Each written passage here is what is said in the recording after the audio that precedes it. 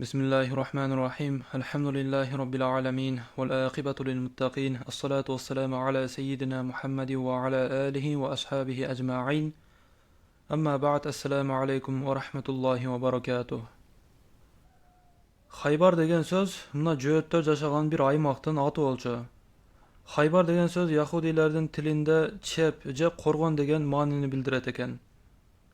Yahudiler жашаган мына ушул аймагы чептерден, коргондордон турган bir комплекс болгон. Bir канча чеп коргондор бар эле. Мына ушул нерселердин баары биригип Хайбар деп аталат эле. Демек, биринчи Натат аймагынан Наим чеби фатх болду. Сааб ибн Муаз чеби фатх болду. Эми үчүнчү чеп Зубайр чебине кезек келди. Мына Хайбарды негизги чоң 3 аймакка бөлө турган болсок, биринчи аймакта Наим, Сааб ибн Муаз жана Зубайр чеби бар эле. Экинчи аймак Шак аймагы. Бул Шак аймагы деп аталат. Бул жерде Убай жана Назар чептери бар эле. Үчүнчү аймак болсо бул Катиб аймагы деп аталат. Анда Камус, Ватих, Сулалим чептери бар эле. Мына биринчи аймактын эки чеби фатх болду, үчүнчүсү Зубайрга келди. Кечеги фатх болгон Сааб каласында туткунга түшкөндөрдүн ичинде Саллам ибн Мишкам дагы бар эле. Ал орунун айынан качып кете алган жок, бейтап болчу, ошондуктан качып кете албады.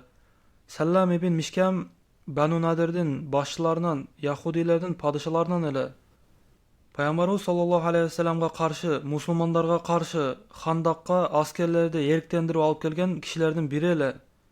Расулуллах аны өлтүрүүгө буйрук кылды. Саллам ибн Мишкам мына ушул Сааб ибн Муаз чебинде өлтүрүлдү. Андан кийин Пайгамбарыбыз саллаллаху алейхи вассалам бүтүндөй кошуунга мына ушул Сааб чебинин үстүнө чыккыла деди. Баардык кошуун чыкты. Такбир айткыла деди Пайгамбарыбыз. Пайгамбарыбыздын кошууну баары бир добуштан бийик үн менен такбир айтышты. Алардын такбиринин үнү айлананы толтурду. Алардын такбиринин үнү бир гана ушул аймакка Шак менен Нататка эле эмес, балким Катиба аймагына да жетип барды. Катиба каласында турган жөөттөр бул такбирлерди уккандан кийин Сааб ибн Муаз каласы деле жеңилгенин түшүнүштү. Расулуллах саллаллаху алейхи вассалам мына ушул колго түшкөн эки чепти коргоп турууга бир топ сахабаларды бөлүп калтырды. Калган кошун менен эми Зубайр чебине барышты. Бул чеп башка мурунку эки чептен айырмасы бар эле. Ал бийик бир тоонун үстүндө эле, ага жетүү кыйын эле. Мусулмандар бул чепти камоого алышты, колдорундагы бар мүмкүнчүлүктү ишке салышты. Бирок чеп фатх болбоду. Яхудилер ошол төбөдөн туруп алып, жанагы чептин үстүнөн жаан октору менен мусулмандарга сокку берип турушту. Сыртка чыгышкан жок. Себеби Наим чебинен чыктык, жеңилдик. Сааб ибн Муаз чебинен чыктык, жеңилдик. Эми бир жыл болсо да тура беребиз деди. Сыртка чыкпайбыз дешти. Аргасы калбады мусулмандардын дагы. Мусулмандар чабуул кылса, жаа менен кайтарып турушту. Эч кандай бир фатх болуусуна белги бир үмүт калган жок. Ушундай бир мусулмандар үмүтсүздүккө жакын болуп калган учурда чептен бир Газзал аттуу яхуди бекинип чыкты.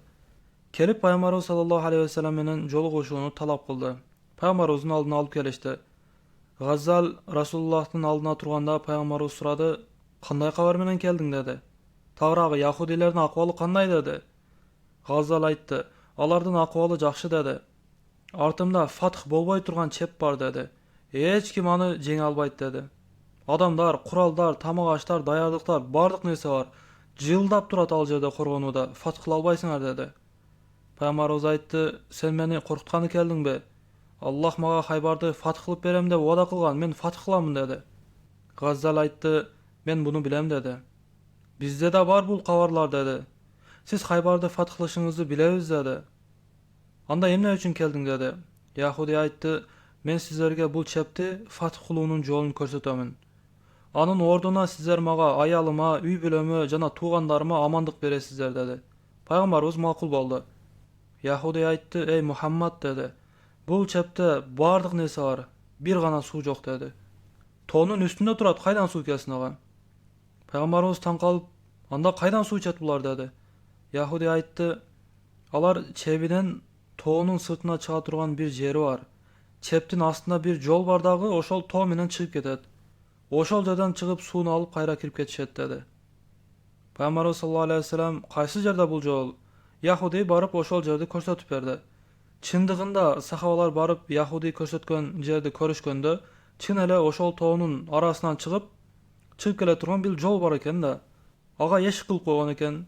Ошол жерден чыгышып сууну алып кайра аркасына кирип кетишет эле. Сахабалар эшикти бекитишти жана эшиктин алдына сакчыларды коюп коюшту. Зубайр чебинде турган яхудилер бул нерседен кабарсыз. Суу алганы келишкенде эшик жабык экенин көрүштү, үмүтсүз болушту. Суусуз калышты. Сабыр кылышты. Бирок суусуз канча сабыр кылат? Бир күн сабыр кылды, 2 күн сабыр кылды. Аягында чептин эшиктерин ачып чыкты да мусулмандарга чабуулга таштанышты. Анткени чептин ичинде тура берсе суусуз эле өлүшмөк да булар. Мусулмандар бекем туруп чабуулду кайтарышты, каршы чабуулга өтүштү, чепке кирип фатх кылышты. Ошентип Хайбардагы эң бекем чептердин бири болгон Зубайр чеби деле Аллахтын мерими менен фатх болду. Демек биринчи аймактагы 3 чеп тең мусулмандардын колуна өттү. Биринчиси Наим чеби, экинчиси Сааб ибн Муаз чеби, үчүнчүсү Зубайр чеби. Эми экинчи аймакка кезек келди. Бул Шак аймагы. Биз жогоруда айтып өткөн 8 чептен сырткары дагы чептер бар эле, бирок булардын бекемдиги же кубаты жагынан мурунку 8ине тең келе албайт эле да. Эми экинчи аймакка келди, Шак аймагы. Мында Убай жана Назар чептери бар. Экинчи аймактагы биринчи чеп бул Убай чеби, бийик бир дөңсөөдө жайгашкан эле. Расулуллах саллаллаху алейхи ва саллям бул чепти фатх кылуу үчүн Абу Дуджана разияллаху анхуну амир кылды. Бир нече чабуулдарды кылды, бирок жыйынтык чыкпады. Жекме-жек алышуулар болду. Жекме-жектердин натыйжасы мурункулардай эле болду. Яхудилерден гана батырлар өлүп жатышты. Кийин ага деле чыкпай коюшту. Акыркы күнү яхудилер сыртка чыгып мусулмандарга чабуул кылмакчы болуп, эшикти ачмакчы болгондо мусулмандар даяр турушкан эле, эшикти ачууга чабуул кылышты. Яхудилер эшикти бекитүүгө мүмкүнчүлүк таба алган жок. Мусулмандар киргенде дуалдардан ашып ар тарапка качып кетишти. Демек Убай чеби деле фатх болду. Эми Назар чебине келдик. Назар чеби Хайбардагы чептердин эң бекеми эле. Эң бекеми мына ушул чеп эле. Себеби аялдары жана балдарын ушул жерге жашырышкан эле. Мына ушул нерсенин өзү бул чеп канчалык бекем экендигине бир далил. Бул чеп деле бийик тоонун үстүндө эле. Назар чебини бир нече күн мусулмандар курчоого алып турушту, пайда бербеди, фатх болбоду. Яхудилер жекме-жекти дагы каалашпады, ачык согушту дагы каалашпады, такыр эле чыкпоого убадалашты. Мусулмандар жакын келсе, жаалар менен, таштар менен аларды кайтарып турушту. Фатх болуусунун дагы бир белгиси, үмүтү жок. Көрүңүздөр, мына себебини кылуу деген темалар болгон маектерибиздин ичинде. Расулуллахка Аллах Таала жеңишти убада кылды, саллаллаху алейхи ва саллям. Мусулмандар себебин кылып барып атышат, 10 күн туруп атат, 14 күн туруп жатат, кыйналып атат. Аллах убада кылган нерсени колго киргизүү үчүн мусулмандар колдон келишинче мээнет кылып атышат. Жанагы Сааб ибн Муаз чебинде түшкөн манжаниктарди, тагыраагы мына катапульталарды пайгамбарыбыз алып келүүнү буйруду. Яхудилер бул манжаниктерди Мадинага чабуул кылууга даярдап коюшкан эле да, мына эми өздөрү жасаган куралдары өздөрүнүн зыянына иштей турган болду. Жана дагы пайгамбарыбыз ошол чепте колго түшкөн Даббаба деген куралды дагы алып келди. Даббаба эмне эле? Тепкич формасында жыгачтан жасалган чоң бир согуш куралы, астында дөңгөлөктөрү бар, аны сүйрөп келип чептин дуалына коюп, асылып ошого чыгууга мүмкүнчүлүк табылат эле. Бул Даббаба менен чабуул кылып жатканда, чепке сүйрөп келгенде өйдөдө турган душмандар жаа менен атып кайтарып турду. Эми бул түртүп келе жаткандарды коргоо үчүн бул Даббабанын үстүнө жаныбарлардын терилерини тосуп коюшту, жаанын огу өтпөсү үчүн. Эми коргонуп жаткандар бул теринин үстүнө от чачышат эле, жанагы яхудилер майларды, отторду чачып күйгүзөт эле. Пайгамбарыбыз саллаллаху алейхи ва саллям терилердин үстүнө суу себеп, суулап нымдап алгыла деп буйруду. Мына ушул эки куралды Пайгамбарыбыз саллаллаху алейхи ва саллям бул чепти фатх кылууда иштетти. Расулуллах манжаниктер менен бир гана жерге, чептин дуалдарынын бир гана жерине урууга буйрук кылды. Пайгамбарыбыз буйругандай манжаниктер бир жерге соккуруп жатты. Экинчи тараптан мусулмандар Даббабалардын үстүнө чыгып, чепке ар тараптан чабуулду башташты. Жөөттөр жаадан ок атты, ок өтпөдү, отторун атышты, күйбөдү. Дуалдын бир жерин манжаниктер уруп талкалап жатат. Алардын коргоно турган бир дагы чарасы калган жок. Бул тараптан манжаник уруп атат, экинчи тараптан чабуул кылып атат. Коргонууга мүмкүнчүлүк болбой калды. Жеңилип калышаарын сезип калышты. Эми мусулмандар болсо ошол манжаниктер жарып салган дуалдан киришти, чепти фатх кылышты. Ayalдар жана балдар качууга мүмкүнчүлүк тапкан жок, эркектеринин баары качып кетишти. Экинчи аймакта фатх болду, Убай жана Назар чеби. Эми жөөттөр үчүнчү катибаны көздөй качып кетишти. Назар чеби эң бекем болгондугу үчүн аялдарды да ушул жерге бекитишкен эле. Аялдар менен балдар качалашкан жок, баары тутумга түштү. Аял балдарынын баары тутумга түштү. Пайгамбарыбыз саллаллаху алейхи вассалам мына ушул Шак аймагында түшкөн олжолорду, аялдарды жана балдарды олжо кылып мусулмандарга бөлүштүрүп берди. Дихья аль-Калби разияллаху анхунун үлүшүнө Хая ибн Ахтабтын кызы Сафия түштү. Сафия бинти Хая ибн Ахтаб. Хая ибн Ахтаб жөөттөрдүн падышаларынан болгон. Падышанын кызы жана Хайбардын падышасы Кинана ибн Абил Хукайктын аялы. Сафия бинти Хая ибн Ахтаб падышанын кызы, падышанын аялы. Түшүнүктүү болду. Дихья аль-Калбидин үлүшүнө түшкөндө, Дихья аль-Калби пайгамбарыбыздын алдына келди да: "Я Расулуллах, бул" деди Сафия, "падышанын кызы, падышанын аялы, сизден башка адамдын колунда болушу туура эмес" деди. "Муну алыңыз" деди. Пайгамбарыбыз саллаллаху алейхи вассалам макул болду. Сафия бинти Хая ибн Ахтабты пайгамбарыбыздын алдына алып келишкенде: "Сен хурсуң, эркинсиң, азат кылдым" деди. Азат болгондон кийин Сафия "Ашхаду ан ла илаха иллаллах ва ашхаду аннака расулуллах" деп мусулман болду. Дароо мусулман болду, оңойлук менен исламды кабыл кылды. Пайгамбарыбыз мунун себебин сураганда себебин айтты. Мурунку сабактарда айтканбыз негизи. Сафия разияллаху анха: "Сиз дейт, Мадинага хижрат кылып келген күнү мен кичинекей кыз элем. Атам Хая ибн Ахтаб жана абам Ясир ибн Ахтаб экөөсү сизди көрүп келүү үчүн чыгышкан эле баары менен. Сиздин келгениңизди көрүп келишип, үйгө келгенде мен атам менен абамдын сөзүн угуп тургам" дейт. Атам айтты: "Бул ошол пайгамбарбы" деди. "Ооба" деди. "Тавратта айтылган наби ушулбу" деди. "Ооба" деди. "Бардык белгилерин көрдүңбү" деди. Байкем "Ооба" деди. "Ооба, жөөттөрдүн Роббисине ант, бизде Тавратта айтылган наби ушул" деди. Атам байкемден сурады: "Эмнени ниет кылдың? Эмне кылмакчысың?" дегенде байкеси айтты: "Адаватуху абадад дахр, өмүрүмдүн аягына чейин душмандык кылам, өлгөнүмчө душмандык кылам" деди. "Ислам" деди, "мына ошол күндөн баштап менин жүрөгүмдө болчу" деди Сафия энебиз. "Атам жана байкем сиздин чыныгы пайгамбар экениңизге күбөлүк берген" деди. Пайгамбарыбыз саллаллаху алейхи вассалам кийин Сафия бинти Хая ибн Ахтабга үйлөндү. Момундардын энелеринен болду Сафия разияллаху анха. Хая ибн Ахтаб Харун алейхиссаламдын тукумунан эле. Мына Сафия энебизге пайгамбарыбыз үйлөндү дедик. Сафия энебиздин сулуулугуну жана даражасыны көрүп, пайгамбарыбыздын башка аялдары кызганып, "Эй жөөттүн кызы" деп тынчын алат эле. Качан бир жинине тиймек болушса, "Эй жөөттүн кызы" дешчү эле да. Бир күнү пайгамбарыбыз саллаллаху алейхи вассалам үйгө киргенде Сафия энебиз ыйлап отурган болот. Себебин сураганда Сафия энебиз айтат: "Аялдарыңыз, я Расулуллах, эй жөөттүн кызы" деп менин тынчымды алып жатышат" дейт. Дегенде пайгамбарыбыз айтат: "Эгер дагы сизге ошентишсе айтыңыз, атам Харун, байкем Муса кимде ушундай чоң аталары бар деңиз" дейт. Тагыраагы бул жөөт болгон аялына тиги аялдардын үстүнөн жеңип чыгышына пайгамбарыбыз өзү жардам берип атат да.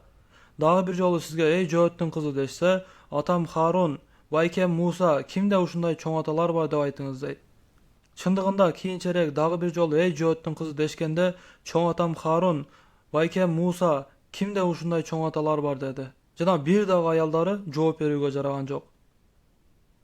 Көрүңүздөр, Расулуллах саллаллаху алейхи вассаламдын колунда турган момундардын энелери болгон аялдар күңүшүнө мына ушундай бир кызганыч келип, мына ушундай бир сөздү сүйлөп азап берип атат да. Эми башка аялдар эгер күңүшүнө ушундай мамиле кылса, ага таң калуунун кажети жок. Субханалла, аялдардын табияты ушундай экен. Пайгамбарыбыз саллаллаху алейхи вассалам экинчи аймакта да сахабалар менен фатх кылып бүттү. Эми үчүнчү аймак Катибага көчүп өтүлдү. Мында Камус, Ватиха жана Сулалим чептери бар эле. Мына биз санап өткөн 5 чеп фатх кылынып бүтүлдү. Расулуллах саллаллаху алейхи вассалам бул чепти фатх кылуу үчүн деле манжаниктерди сүйрөп алып келүүгө буйрду. Анткени манжаниктердин согуштагы таасирини көргөндөн кийин, пайгамбарыбыз ушундай чоң пайда алып келерин көргөндөн кийин, аны иштетүүнү кечиктирген жок. Ал-хикмату даллатул муъмин. Хикмат момундун жоготкон мүлкү. Аны кайдан тапса, аны алууга момун эң акылуу киши. Эгерде ушул ойлоп табылган нерсе же ачылыш шариатта арам кылынбаган нерсе болсо, мусулмандардын жашоосуна пайда алып келе турган нерсе болсо, мусулмандар тез алып муну колдонуш керек да. Арабтар бул манжалыкты, даббабаны эмне экенин билишчү эмес эле. Бирок аны таап пайдасын көргөндөн кийин пайгамбарыбыз тездик менен иштетүүгө сахабаларга буйрук кылды. Камус чеби курчоого алынды. Бул чеп Кинана ибн Абил Хукайктын чеби эле. Мусулмандар манжаныктерди сүйлөп келди, чабуул кылышты. Алар жаадан ок атып, мусулмандарды кайтарып турушту, сыртка чыгышкан жок. Мына ушул чеп курчоого алынып турганда олжолор бөлүштүрүлүп жаткан эле. Bir Aravi, çöldük Araplardan bir Aravi keldi da şahadet kelimesini aytıp Müslüman boldu. Rasulullah sallallahu aleyhi ve sellem ağa da düşkön olculardan bir bölüğünü erdi. Bayağı Aravi, bul emne dedi. Bunu emnege bediner dedi. Peygamberimiz bu sağa sıylık, ülüş dedi. Men dedi Peygamberimize karab, bul nese üçün iman keltirgenim jok, bul nese üçün sizge elçigenim jok dedi. Men sizge dedi, mına usul jerime dep kekirdegini tamagın körsetdi. Mına usul jerime nayza kelip sayılıp şehit bolup beşke kirүү üçün sizge iman keltirdim, sizge elçidim dedi.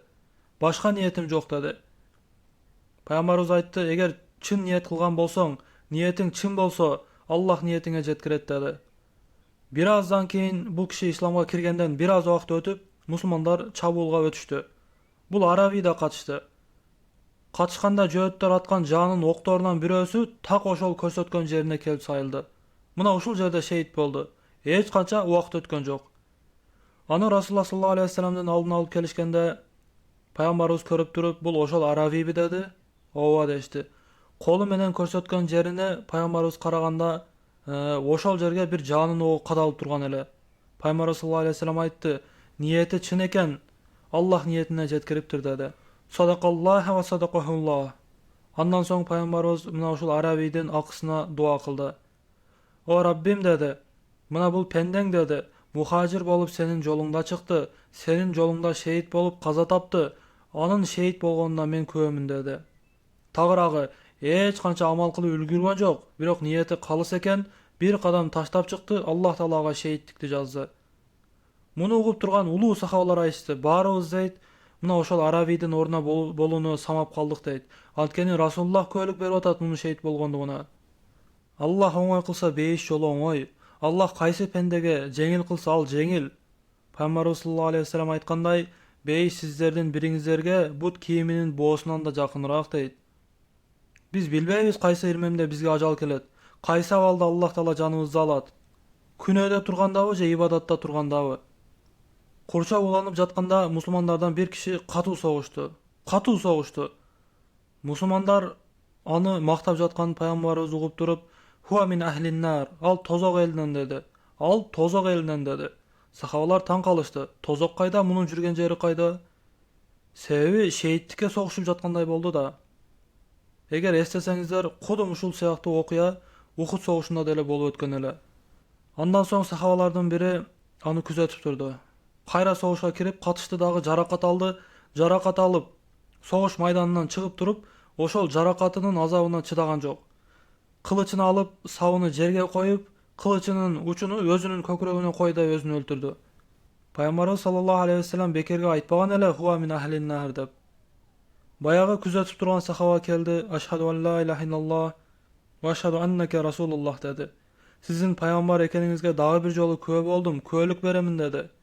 Emnege munday dep jatasın degende bolgon işti aytıp berdi. Bolgon işti aytıp berdi. Peygamberimiz sallallahu aleyhi ve sellem oşonda mına Sahih Buhari'den keltirilet bu hadis. Uşunday bir sözünü aytat Peygamberimiz. Bir kişi adamlarga körüne turgan işlerde beýişliklerin amalını kılat. Birok çındygynda al tozok elinden ele. Dagı bir kişi adamlarga körüne turgan işlerde tozoklarının amalını kılat. Birok çındygynda al beýiş elinden ele. Demek insandın jüreginin tüp-tübünde bir ildet bolat da. Sırtkı körünüşünde jakşı bolup jüre beret bir waka çeyin. Birok keter saatında mına uşul ildeti sırtka çıgat. Sizlerden bir kişi dedi Peygamberimiz belgili hadiste, bir ömür beýişliklerin amalını kılıp jüret. Al menen beýiştin ortasında bir karıştay aralık kalat. Birok kitep bozup ketet, tozoklarının amalını kılat, oşonun üstüne Allah Taala janını alat. Sizlerden bir kişi bir ömür tozoklarının amalını kılıp jüret. Anı menen tozoktun ortasında bir karıştay aralık kalat. Birok akırında bir soptuu iş kılat, beýişe ketet. Kaýgy emnede? Hiç kim bilbeydi kitabın emne жазылганына. Paygambarbыз sallallahu aleyhi ve sellem oşol Haybarga kele jatkanda hiç kim menin uruksatumsuz çabulga ötpösün degen ele. Banu Aşşa urusundan bolgan bir adam özünü körсөтүш үчүн aldıga çıktı. Jana duşmandын batırı Marhapany öldürüp koydu. Kapırlar menen bolup jatkan soguşta kaza taptı. Paygambarbız emne dedi? La tahillul cennetu lil asi. Beyiş күнөөкөргө baş iýbegenge adal bolboýt dedi. Demek ölüp kalуу maksat emes eken, Rasulullah sallallahu aleyhi ve sellem'den ökümünde turu eken, moyun sunu itaat kılуу kerek eken. Emi bu kişi uşunça batırlık körсөттü, birok akırında oşol jürөгünün içindeki nese sırtka çıktı, tozok elinden boldu. Bir kişi adamlarga körünө turgan işlerde beyişliklerin amalını kılat, birok çındığında al tozok elinden, daha bir kişi adamlarga körünө turgan işlerde tozoklulardan amalını kılat, birok çındığında al beyiş elinden. Adamlar körüp turganda barыбыз жакшы жүрө беребиz, эми жалгыз калгандачы?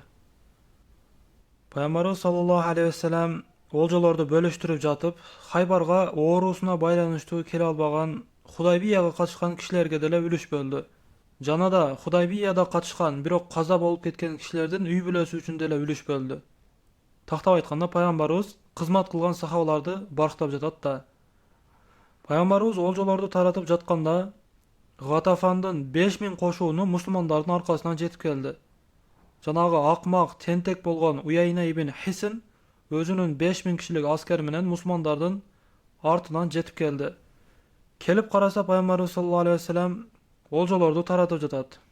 Joluguşууну talap kıldı. Paygambarbız makul boldu, keldi. Kelip karasa 5 sepil, 5 korgon alını bütüptür, iş bütüptür. Oljo taratılıp jatkanын körüp, ey Muhammad, men sizler menen jööttөрдүн ortaňordu boş koygondugum üçin maga da ülüş ber dedi. Paygambarbız aga aytty, sen arkadan bir kişi kelip kıykırgan kişinin ününü ugup kıykırıgı üçin kayttyň dedi. Paygambarbızı bilbeyt dep oylogon ele da. Keyin Uyayna aytty, ey Muhammad, bere ber, sen bereşensiň, sahysyň dedi. Paygambarbız aga Haybardын 1 ýyldyk düşümini wada kılgan ele, al özü kömbegen ele. Haris ibn Avf dele any kaytargan ele, al dele aga dele kömbegen ele. Paygambarbız sallallahu aleyhi ve sellemga maga da ber, sen sahysyň degende leke zu rokaba dedi. Saga zu rokaba dedi. Düşünbesden al emne degeni, al emne özü degende Paygambarbız sen keçe түш gördüň dedi. Uyaynanın körgön düşünü aytyp berodat da. Sen keçe түш gördüň, düşüňde menden olja talap kıldyň. Men saga zu rokabany berdim dedi. Tura oşol düştü kördüm. Makul ber, al özü emne degende Paygambarbız aytty, tigil hiç nerse öspey turgan kurgak dog, oşolnu al, oşol seniki dedi.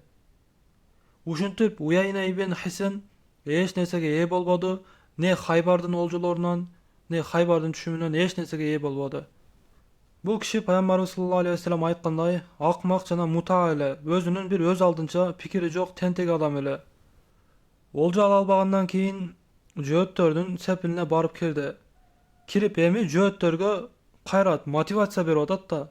Bagın bagla, sabır kılgıla, men sizler menen birgemin, men sizler menen çoğu soguşamın dedi. Jööttör bolsa başыбызга kanday kaygı kelgen bolsa dedi.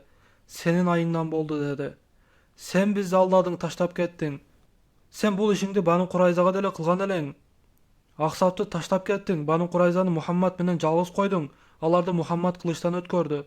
Başыбызга kanday kaygı kelse sen sebepli boldu dep, alar da gayıp taştı. Banu Murra'nın başçısı Haris ibn Avf dele uşul jerdele. Al da gayıptadı.